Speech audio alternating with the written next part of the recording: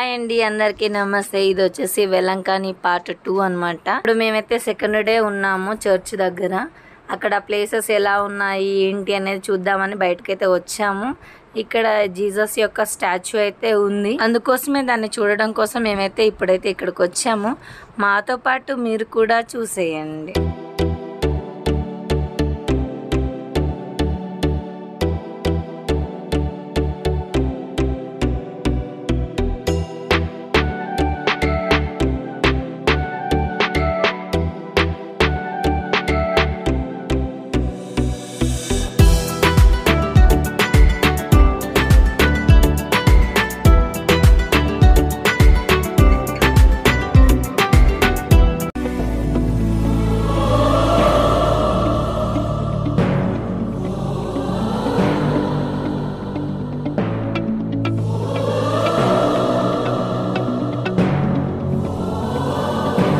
మనం ఇంటి దగ్గర ఇల్లైనా వాకిలైనా ఒక్క చేత్తోనే ఊడుస్తాం కదా. ఇక్కడ ఒక వెరైటీ కనిపించింది. తను వచ్చేసి 2 చేతులతో 2 చీపులు పట్టుకొని ఊడుస్తుంది. అలా అయితే తొందరగా పని కంప్లీట్ అవుతుంది కదా, అందుకే అనుకుంటా. ట్రిక్ బాగుంది, ఫాలో అవ్వండి.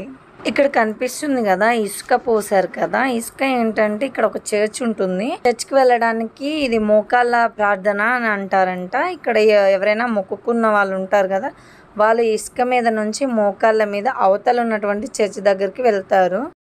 ఇది అనమాట ఆ చర్చ్. ఇక్కడికి మోకాళ్ళ మీద రావాలి. తిను వచ్చేసి మా మరిది గారు, తను మోకాళ్ళ మీద నడుస్తుంది. అలాగే చాలా మంది కూడా నడుస్తున్నారు. మోకాళ్ళ మీద నడవలేని వాళ్ళు ఇలా మా పండు, తను వాళ్ళ అక్క అనమాట. కాలు పైకి లేపకోకుండా కూడా స్టెప్ బై స్టెప్ కూడా నడుస్తున్నారు. తిను వచ్చేసి మా బావగారు. వీళ్ళు తను తెలుసు కదా, మా చిన్ను. పక్కన ఉన్నది వాళ్ళ పెద్దమ్మ కొడుకు. తిను వచ్చేసి మా తోటి కోడలు వాళ్ళ తమ్ముడు. చెప్పాను కదా బిఫోర్ వీడియోలో. అందరూ కూడా మోకాళ్ళ మీద నడుస్తున్నారు. అంత ఈజీగా ఏం లేదు, చాలా హార్డ్ గా ఉంది. అయినా కానీ వాళ్ళు మనసులో కోరుకున్నారు కాబట్టి దృఢమైన సంకల్పంతో అందరూ కూడా చాలా కష్టపడ్డారు. వెనకాల వస్తుంది కదా మా అక్క అన్నమాట. పాపం తను కూడా నడుస్తున్నారు. ఏంటంటే ఈ చర్చ్ యొక్క ప్రత్యేకత, మనకేదైనా కష్టాలు కానీ బాధలు కానీ భరించలేనివి వచ్చినప్పుడు ఈ వెలంకాని మేరీ మాత అని ఒక్కసారి మనసులో కూరుకొని ఆ కష్టాన్ని అయితే చెప్పుకుంటే మాత్రం అదైతే పోతుందని ఇక్కడ వారి యొక్క నమ్మకం అనమాట. అందుకోసమే మా ఫ్యామిలీ వాళ్ళు కూడా వారి యొక్క కోరికలు నెరవేరినందుకు మోకాళ్ళ మీద నడుస్తున్నారు. మనం దేవుణ్ణి ఎంత బాగా నమ్ముతామో మన బాధని దేవుడికి ఎలా వివరిస్తామో అన్నది ముఖ్యం. వాళ్ళు ఎంతో ప్రేమతో ఎంతో బాధతో నడుస్తున్నారు. అందుకే ఆ దేవుడు కూడా వారికి సహాయం చేశారు. మనకి దేవుడి మీద నమ్మకం ఉంటే చాలు, అది ఏ దేవుడైనా కానీ ఆ దేవుడు మన వెనకాలండి మనల్ని ముందుకు నడిపిస్తూ ఉంటాడు. అందుకే దేవుడి భక్తి ముందు ఎంతైనా కూడా తక్కువే. అందుకే ఆ ప్రభువునికి వాళ్ళ యొక్క ప్రార్థన, వారి యొక్క బాధ మొత్తం కూడా వివరించుకుంటూ మోకాళ్ళ మీద నడుస్తూ వచ్చారనమాట. అందరూ కూడా చాలా కష్టపడ్డారు. పిల్లలైతే పాప నడవలేకపోతున్నారు. అయినా కానీ నడవాలి అని యేసయ్య మీద ఉన్నటువంటి నమ్మకంతోనే వాళ్ళు కూడా నడుస్తున్నారు. తిను వచ్చేసి మా తోటి కోడలు వాళ్ళ అమ్మగారు అనమాట.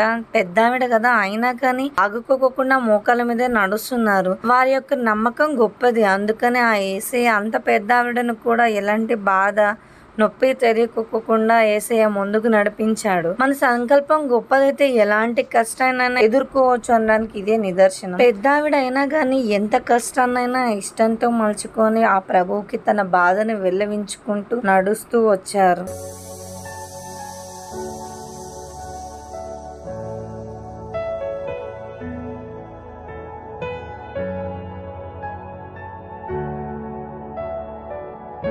పాపం మా చిన్నుకి కాలుకి పుండైందని చూసుకుంటున్నాడు. అయినా కానీ తన మోకాళ్ళ మీద ప్రార్థన నడవడం మళ్ళీ స్టార్ట్ చేశారు. పాపం ఎంతో కష్టంగా ఉన్నా గానీ నడుస్తూనే ఉన్నాడు. ఎందుకంటే ఏ పనైనా ఒకసారి స్టార్ట్ చేసామంటే మధ్యలో వదిలిపెట్టకూడదు కదా, కంప్లీట్ చేయాలి. అందుకోసమే మళ్ళీ మోకాళ్ళ మీద నడుస్తూనే ఉన్నారు. పాపం అందరూ కూడా ఎంత కష్టంగా ఉన్నా గానీ నడుస్తూనే ఉన్నారు.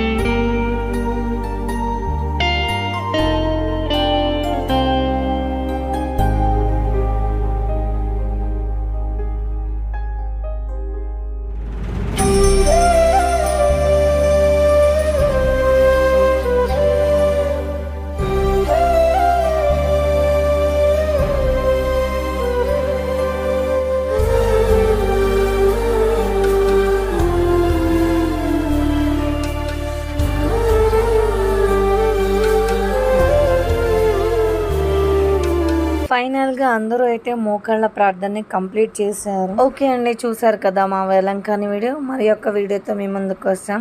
మా వీడియో కనుక నచ్చినట్టయితే లైక్ చేయండి, కొత్తగా చూస్తున్నట్లయితే సబ్స్క్రైబ్ చేయండి. బాయ్.